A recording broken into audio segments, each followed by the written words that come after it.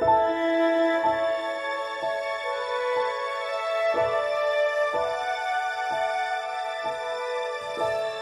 pessoal, tudo bem? Vamos para mais um encontro e eu gostaria de falar com vocês nesse dia de hoje sobre um tema que é bastante comum no nosso dia a dia, principalmente no dia a dia de quem frequenta a missa. O tema de hoje é o ano litúrgico. O que é o ano litúrgico? É toda uma definição, todo um calendário que a igreja tem com relação às celebrações. Então toda a missa de cada dia, ela está dentro de um calendário, dentro desse ano litúrgico. E é sobre isso que nós vamos falar hoje. Mas antes vamos fazer a nossa oração de todos os encontros, invocando o Espírito Santo que nos ilumine também neste dia de hoje, para que todos nós tenhamos um bom entendimento. Vamos começar então em nome do Pai, do Filho e do Espírito Santo. Amém. Vinde, Espírito Santo, enchei os corações dos vossos fiéis e acendei neles o fogo do vosso amor. Enviai o vosso Espírito e tudo será criado e renovareis a face da terra. Ó Deus, que instruístes os corações dos vossos fiéis com a luz do Espírito Santo, fazei que apreciemos retamente todas as coisas, segundo o mesmo Espírito, e gozemos sempre de sua consolação, por Cristo e Senhor nosso. Amém. Em nome do Pai, do Filho e do Espírito Santo. Amém. Muito bem, então a igreja ela está organizada com as suas celebrações na missa dentro desse ano litúrgico. É o ano litúrgico que determina todas as celebrações que nós vamos fazer ao decorrer do ano. O ano litúrgico católico, ele começa sempre no quarto domingo que antecede ao Natal. Então sempre contamos 4 domingos antes do Natal e nesse primeiro domingo é que se inicia o ano litúrgico.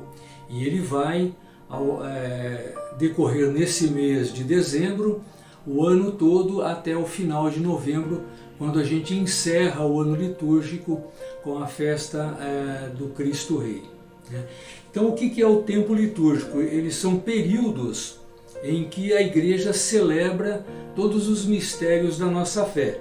Então, todos os temas refletidos nesses períodos nos ajudam, têm o objetivo de nos ajudar no crescimento da nossa fé. Então esses tempos, esses períodos, eles devem ser ocasião de um crescimento da nossa fé de uma forma ordenada e progressiva. Então nesse período, nesse ano litúrgico, vão ser celebrados todos os mistérios de Cristo, da sua vida, da sua paixão, da sua morte e da sua ressurreição. Então, embora nós tenhamos todo esse cronograma de celebrações, a centralidade dessas celebrações, elas não vão sair do Cristo crucificado e do Cristo ressuscitado, que é o centro da nossa fé. O ano litúrgico ele está dividido em 3 grandes ciclos, que nós chamamos. 2 deles são principais, que é o ciclo do Natal e o ciclo da Páscoa. O que está fora, as celebrações que estão fora do ciclo do Natal e do ciclo da Páscoa, eles são chamados de tempo comum. Embora tenha esse nome de tempo comum, nós continuamos celebrando os mistérios da vida, paixão, morte e ressurreição de Jesus Cristo. O ano litúrgico ele começa sempre contando 4 domingos que antecedem ao Natal. Então a primeira parte, o primeiro evento do ano litúrgico é aquele tempo que nós chamamos de Advento. O que é o Advento? Essa palavra significa aquilo que há de vir. No caso, é um tempo de espera, um tempo de preparação para o Natal.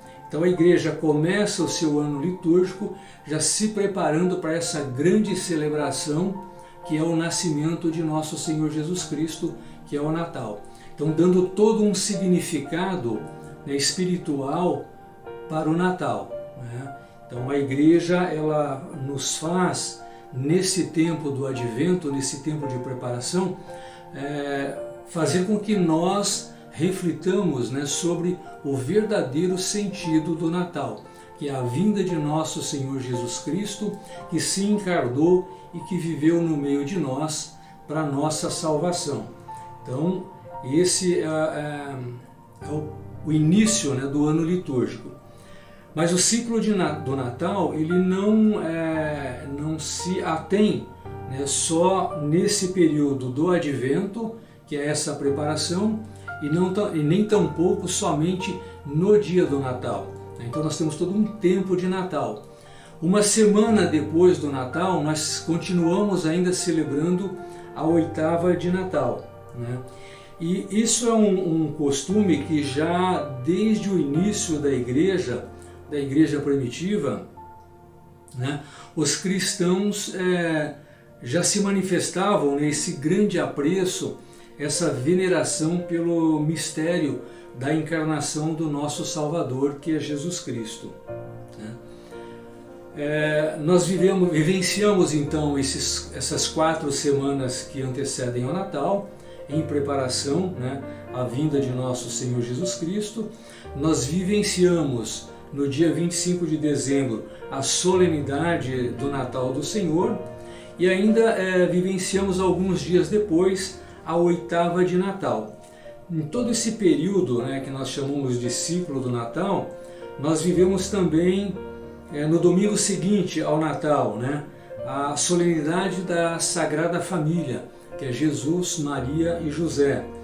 Nós também fazemos a celebração da solenidade de Maria, Mãe de Deus, né?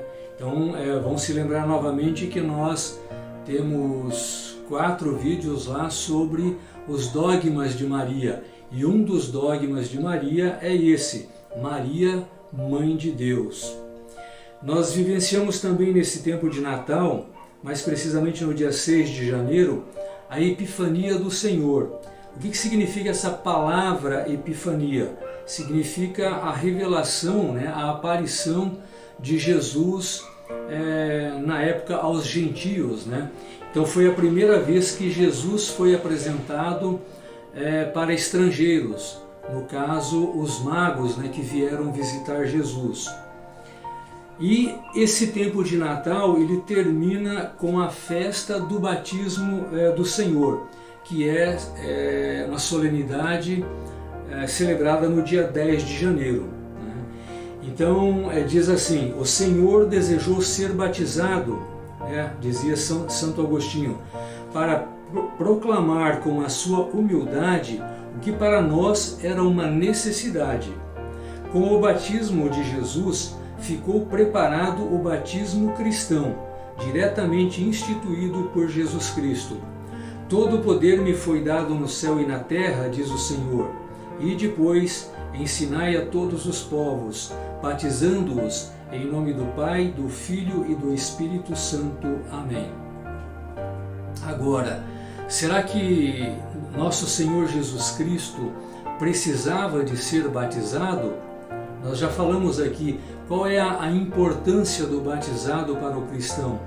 É limpar, né, a mancha do pecado original que nós trazemos dos nossos pais, Adão e Eva. Mas nós sabemos que Jesus Cristo, ele veio livre desse pecado. Jesus Cristo, Filho de Deus, nascido da Virgem Maria, sem pecado, ele não tinha essa necessidade de ser batizado, né? Mas ele nos deixou, ele quis ser batizado para nos deixar esse exemplo e a necessidade, a importância do batismo para nós cristãos. Ainda dentro do ciclo do Natal, nós temos um símbolo na igreja. Se vocês forem à missa a partir desse domingo, né, a partir do dia 29, no caso aqui novembro de 2020, vocês vão observar que lá na frente, no presbitério, vai ter uma coroa do advento, vai ter um arranjo, né, de uma coroa com ramos verdes, e nessa coroa vai ter 4 velas. E essas 4 velas, elas vão ser acendidas uma a cada domingo do advento. E essas velas, elas têm 4 cores, né? É uma vela verde, uma vermelha, uma roxa e uma branca. A vela verde, que é acendida no primeiro domingo, ela deve ser acendida representando, né, representada pelo verde, que é a esperança trazida pelos profetas que anunciavam a vinda do Messias. Ou seja, essa esperança profetizada no Antigo Testamento, ela se realiza com o nascimento de Jesus Cristo. A vela vermelha, que é acendida no segundo domingo, ela representa o amor de Deus, né, e representa também aquela anunciação feita por João Batista. João Batista, que veio adiante de Jesus, nascido da prima de Maria, né, nascida de Isabel, que veio à frente de Jesus para preparar esse caminho que Jesus iria fazer. No terceiro domingo é acesa a vela roxa, né? O roxo, durante o advento, durante essa preparação do Natal, ela representa a alegria da chegada do Senhor, que está se aproximando, que se aproxima cada vez mais. E por fim, no quarto domingo, é acesa a vela branca. A vela branca representa a pureza. Além da luz da vela, né, que vem da Virgem Maria, representa também, essa luz representa a chegada de Jesus Cristo. É por isso que ela é acesa no último domingo, já que antecede ao Natal. Bom, esse é o primeiro ciclo, né, que termina com o batismo do Senhor ali por volta do dia 10 de janeiro. Depois nós temos um período, que é o período do tempo comum, que ele se estabelece dentro do ano litúrgico em 2 momentos. Um momento do tempo comum, ele é vivenciado entre o ciclo do Natal e o ciclo da Páscoa, que se inicia com a Quaresma, né? E depois a segunda parte desse tempo comum, a gente vai ver logo mais, ele é vivenciado logo após o ciclo da Páscoa, quando termina com a festa de Pentecostes. Então faz-se um intervalo dessas solenidades, né? E começa depois o segundo ciclo, que é o ciclo da Páscoa, que é o ciclo mais importante da nossa fé, né? Que é a ressurreição de Jesus Cristo, que é Jesus Cristo vencendo a morte e nos trazendo a salvação para todos nós com a sua ressurreição. Então a Páscoa, ela é uma festa que está dentro do ano litúrgico, inserida dentro desse ciclo pascal, né, que compreende pela Quaresma, pela Semana Santa. Dentro da Semana Santa nós temos o Tríduo Pascual, que são aquelas 3 celebrações da Quinta-feira Santa, Sexta-feira Santa e o Sábado da Aleluia. Então nós temos esse período primeiro de Quaresma, que se inicia com a Quarta-feira de Cinzas, logo em seguida do Carnaval, né? Esses 40 dias é também um tempo de preparação para essa festa grandiosa que é a Páscoa, que é a ressurreição de nosso Senhor Jesus Cristo, e representa também, né, como tradição, aqueles 40 anos que os judeus passaram pelo deserto, que ali também não deixou de ser uma preparação para eles antes que eles recebessem a herança da terra prometida. Representa também os 40 dias que Jesus jejuou no deserto em preparação à sua vida pública. Então, antes de Jesus, por volta dos seus 30 anos, iniciar a sua vida pública, ele passou por esses 40 dias de jejum no deserto onde nós conhecemos lá a história das tentações, né? Então, Quaresma também, assim como no Advento, né, é um tempo de preparação, de reflexão para esse tempo pascal. E o ponto culminante disso tudo vem na Semana Santa. É a Semana Santa que começa com o Domingo de Ramos. Nós estamos acostumados a ver as procissões, né, em todas as cidades, onde o povo carrega os seus ramos, tem os seus ramos benzidos, né?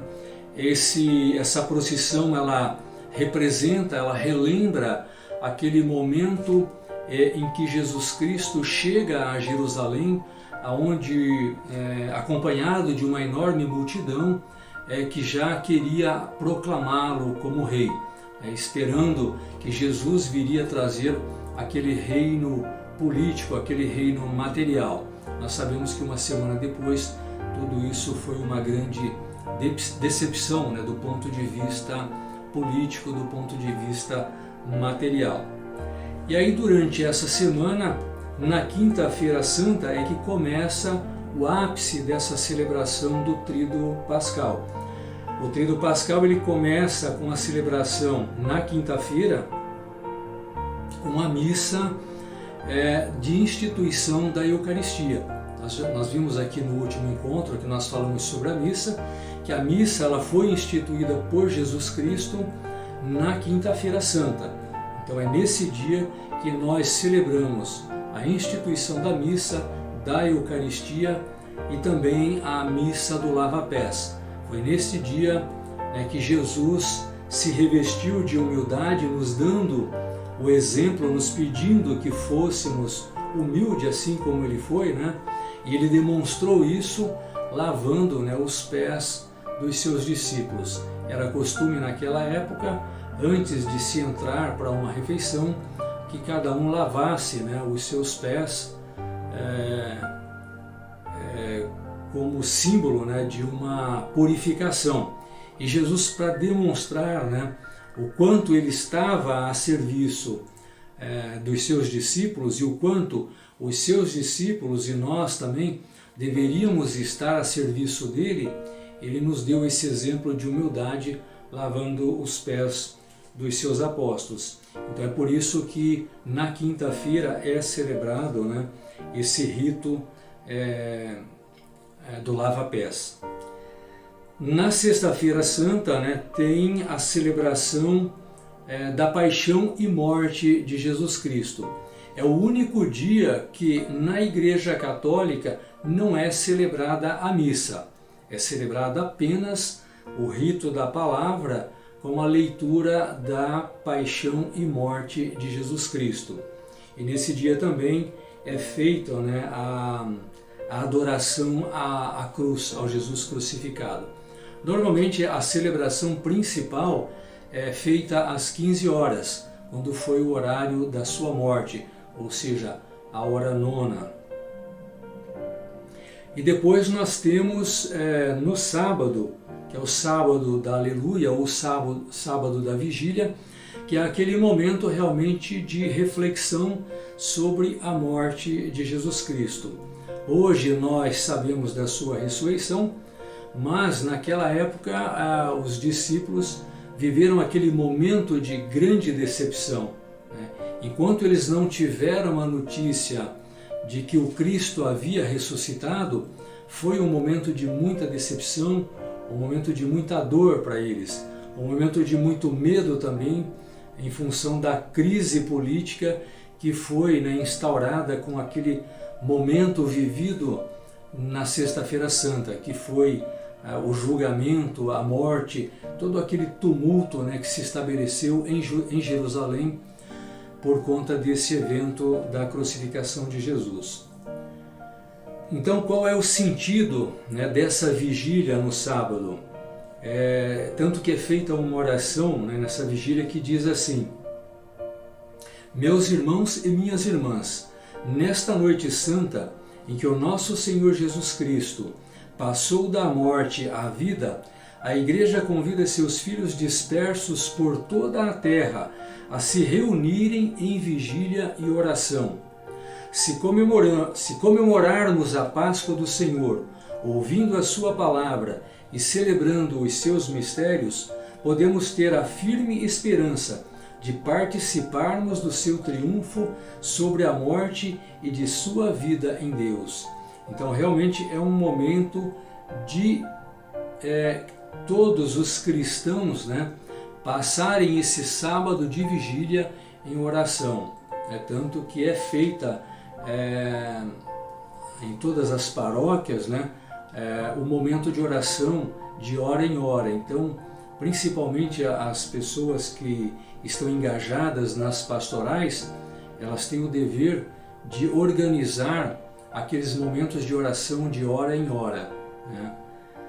E também no sábado da vigília é que tem a bênção do fogo, né? Quem já presenciou alguma missa, alguma celebração do sábado da Aleluia, percebe que a missa ela se inicia do lado de fora da igreja com a bênção do fogo, né? Tem também nessa celebração a preparação do círio pascal, aquela vela grande que fica um determinado tempo lá na igreja. Ela fica durante o ano todo na igreja, mas ela fica acesa nas celebrações, em todas as missas, até do sábado da vigília até o dia de Pentecostes, a solenidade de Pentecostes.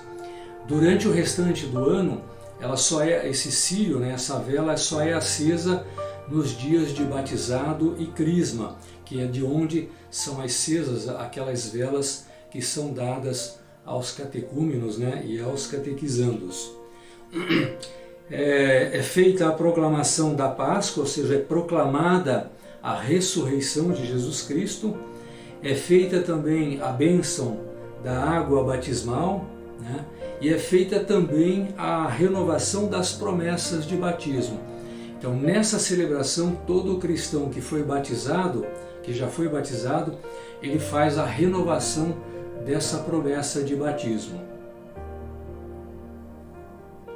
E também é nesse dia, né, de sábado de Aleluia, que é feita normalmente, não necessariamente, mas normalmente é que são feitas as crismas, né, o crisma dos adolescentes, e também é entregue os sacramentos para os adultos que participaram da iniciação da vida cristã. Então, provavelmente vocês, em meados desse período, é que vocês vão receber também os sacramentos. E é importante já enfatizar que o nosso próximo tema, o nosso próximo encontro, vai ser justamente sobre os sacramentos. Então a gente vai detalhar tudo isso, né, com mais, vamos dar mais importância, né, a esse tema dos sacramentos. Muito bem, vivenciado então esses 3 dias que nós chamamos de Tríduo Pascal, que é quinta-feira, sexta-feira e sábado, nós vivenciamos daí o domingo de Páscoa, né?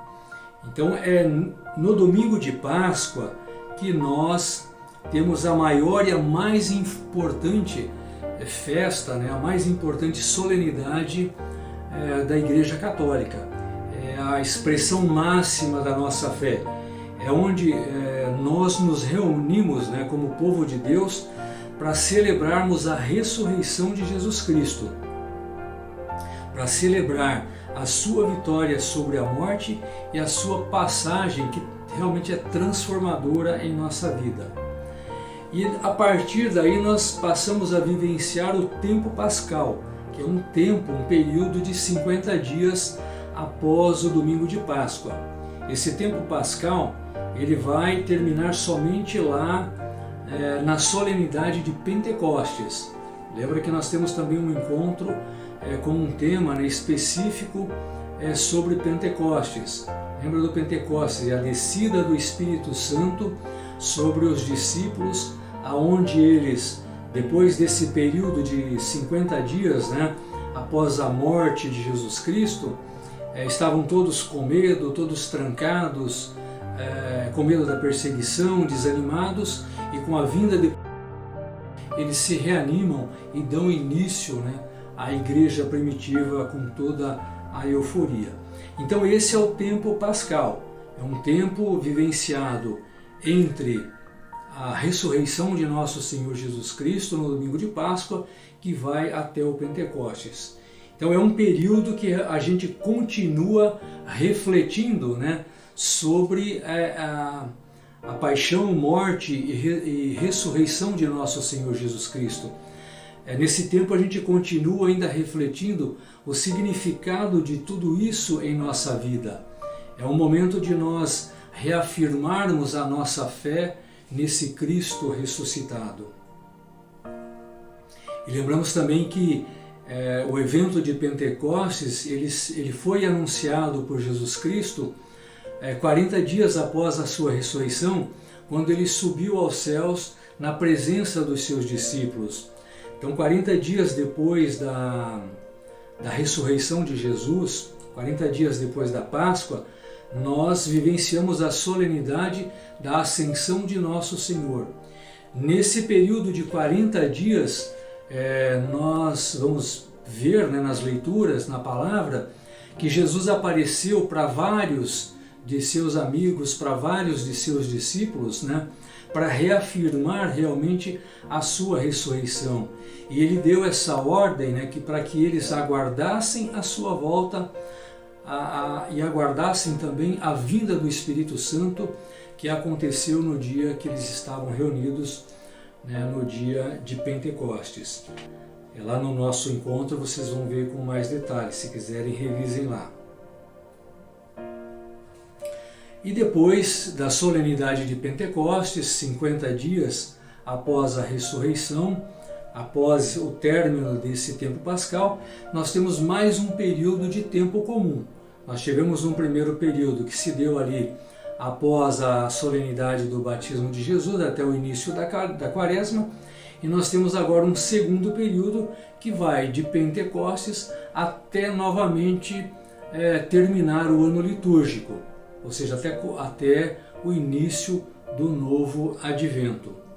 Então esse tempo comum, ele tem cerca de 34 semanas mais ou menos, nas quais não se celebra nenhum mistério especial de Cristo, mas comemoramos nelas o próprio mistério de Cristo na sua plenitude, né, principalmente nas liturgias de domingo, dos domingos.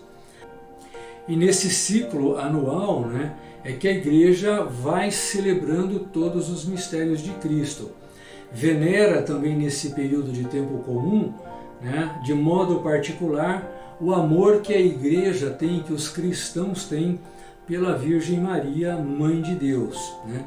E também faz-se muitas memórias aos santos, né, principalmente aos santos que foram martirizados, que tiveram mortes, né, violentas por defenderem a sua fé em Jesus Cristo.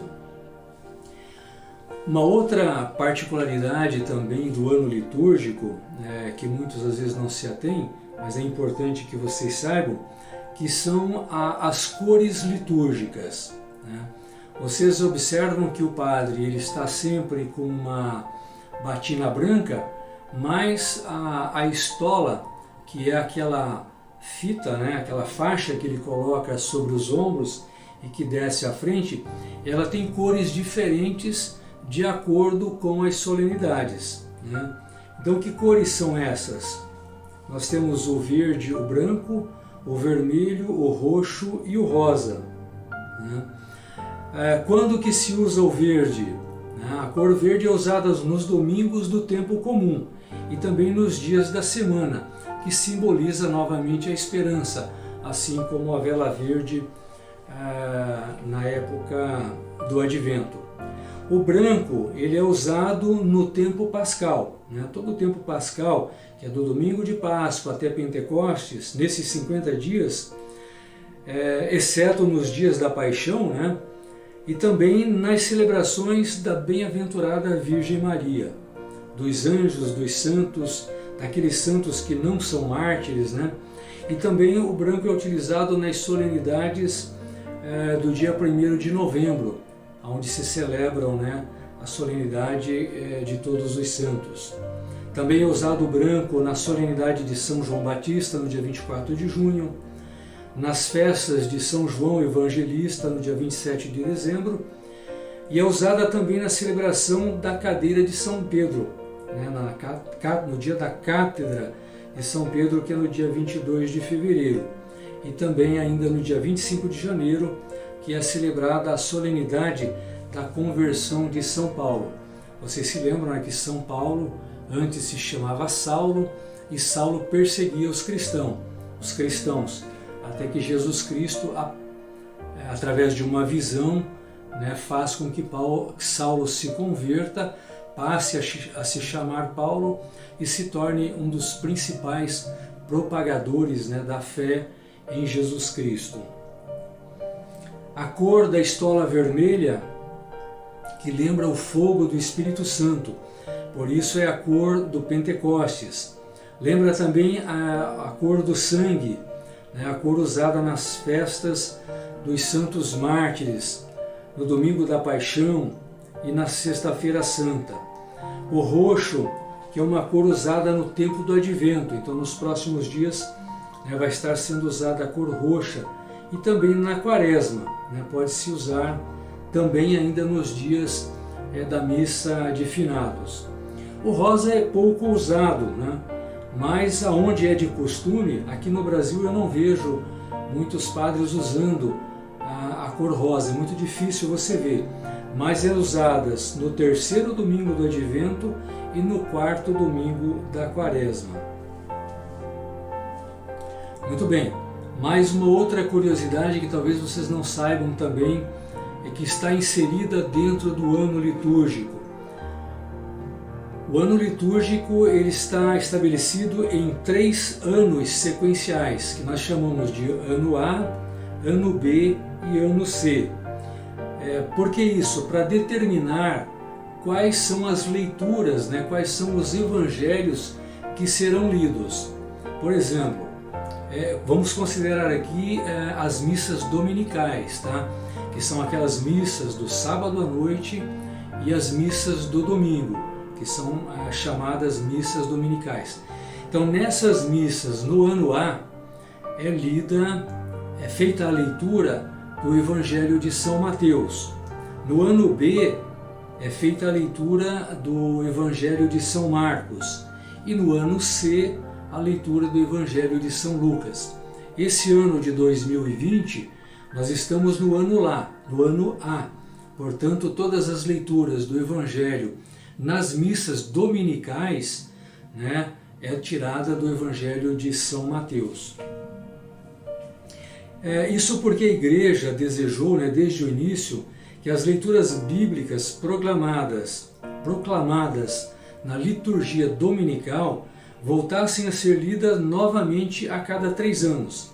E assim ficou organizado o ano litúrgico em 3 ciclos de leitura, né, que são Evangelho e demais livros do Antigo e do Novo Testamento, e são lidas na primeira e segunda leitura, e também os Salmos, né, entre uma e outra leitura. E com isso, né, a Igreja vai, domingo após domingo, apresentando a pessoa de Jesus na normalidade da sua vida, ou seja, vai apresentando o cotidiano da vida de Jesus. Então, nesse tempo comum, é dado ênfase a essa vida pública de Jesus durante os seus 3 anos, né, dessa vida pública. Então, a gente vê ali, enfatiza nessas leituras, toda a normalidade da vida de Jesus, na sua simplicidade dos seus dias, dos seus gestos, né, do seu dia a dia, e com todo o ensinamento e consistência, né, daquilo que ele deixou pregado para nós. E além disso, nós vemos também as celebrações especiais dos santos, né, as solenidades de Maria como mãe da Igreja. O mistério de Jesus, dessa forma, vai sendo revelado a cada dia em nossas vidas, chamando-nos a alimentarmos-nos dessa presença que nos transforma e conduz né, e nos conduz a ser fermento no meio da massa do nosso dia a dia.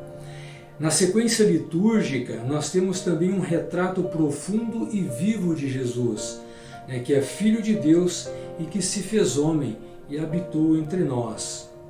Por isso é importante a nossa presença na missa dominical e sempre que possível também na missa diária, mas é na missa dominical que realmente é dado mais ênfase, né, aos mistérios da vida de Jesus Cristo.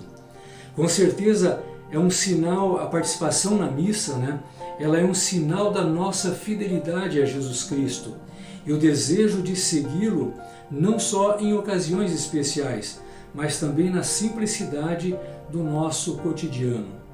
Dessa maneira, nós vamos ver como aos poucos a nossa vida vai sendo iluminada por essas celebrações litúrgicas. A nossa vida vai se transformando no acolhimento daquele que se fez próximo de nós para nos conduzir ao Pai.